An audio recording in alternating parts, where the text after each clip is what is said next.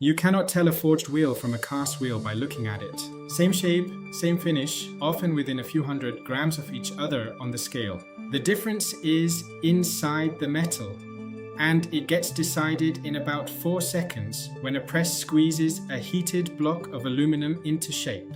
If you're buying wheels to resell, that 4 seconds is what you're actually paying for, so let's walk the whole thing. Billet to bike. By the end of this, you'll know what each stage does to the metal, which stage most affects the finished wheel, and which stage a supplier can quietly shorten without anyone noticing until the wheel is on a bike. I'm with FLEXIMOTO. We build custom motorcycle wheels in Chongqing, factory direct for dealers and builders around the world. This is the honest version. Start here, because it fixes almost every misunderstanding downstream. Casting means molten aluminum poured into a mold. It solidifies in place. The internal grain has no direction, and as it cools, it can trap tiny gas pockets, porosity. A cast wheel can be perfectly good. Millions of bikes run cast wheels from the factory and always will. Forging is different. The aluminum never goes liquid. It stays solid and gets deformed under enormous pressure, which does two things. It closes up internal voids and it stretches the grain so it flows along the shape of the part instead of running randomly through it. That's the entire premise, not forged is better because it's forged. Forged is denser, and the grain runs in the direction the load runs. That's it. Everything else in the process either protects that advantage or wastes it. Full forged versus cast comparison is its own video. Links in the description. It starts as a solid bar of aluminum. For performance motorcycle wheels, that's normally 6061, an aluminum magnesium silicon alloy that forges cleanly, machines cleanly, and responds well to heat treatment. We use 6061-T6. The bar gets cut into slugs sized for the wheel being made, not roughly right, sized.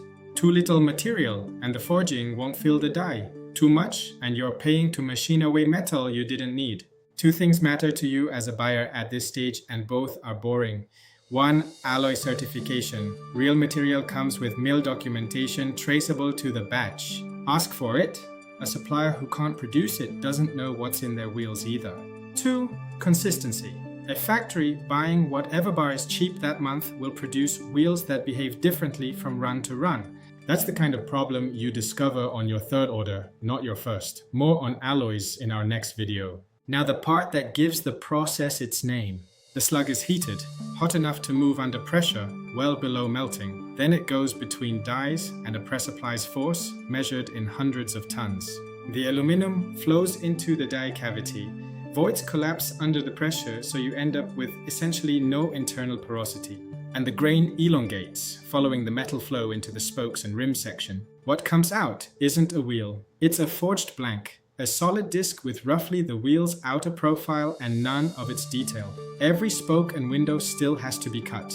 One honest note, the press step is where the word gets abused. Forged appears on plenty of listings for parts that were never pressed. Check our guide on how to catch it.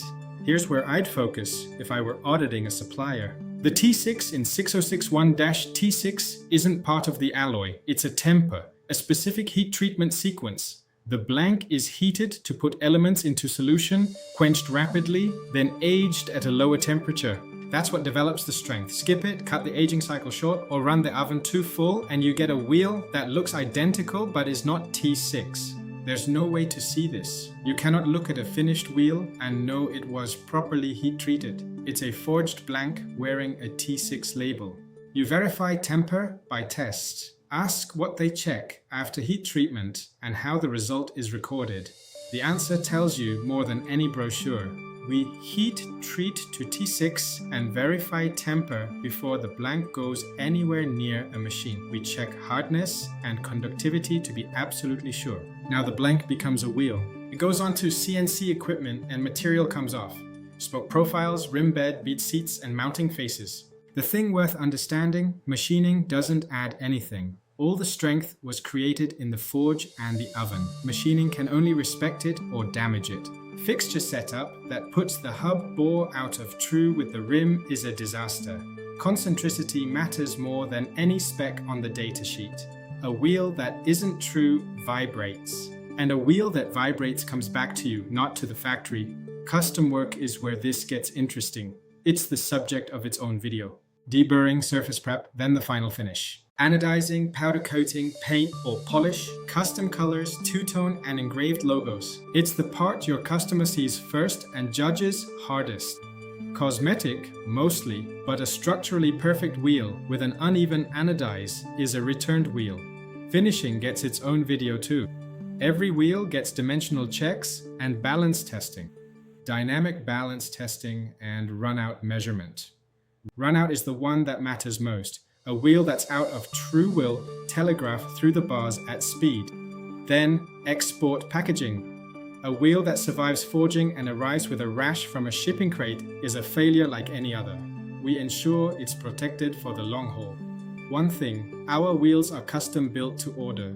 They carry ISO and IATF certifications, but not JWL or DOT marks which apply to mass production. Tell us your market constraints up front. 3 questions. They take 30 seconds and they sort suppliers fast. 1. Can you send material certification for the alloy? 2. What's your heat treatment cycle and how do you verify temper afterward? 3. What do you measure on every wheel before it ships? A real factory answers without hesitating. Anyone who goes vague is the one to worry about. That's Billet to Bike. If it was useful, subscribe. This channel is a Chinese wheel factory explaining how sourcing actually works, from the supplier side. We're FLEXIMOTO in Chongqing. Forged, cast and laced wheels, CNC billet parts and titanium hardware, factory direct to dealers, builders and importers. MOQ is 1 set. Quotes go out within 48 hours. Site is fleximotowheels.com. Technical questions, put them in the comments. Project specifics, email me or use the quote form. See you in the next one.